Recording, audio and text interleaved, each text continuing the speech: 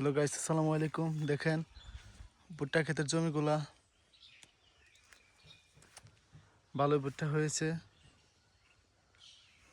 এভাবে কেটে দিচ্ছি যাতে কিছুদিনের মধ্যে ভুট্টা বাড়তি হয়ে যায়।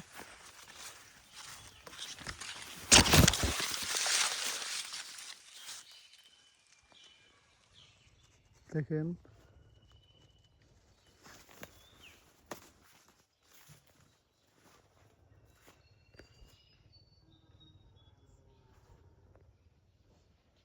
চারিদিকে শুধু ভুট্টা আর ভুট্টা।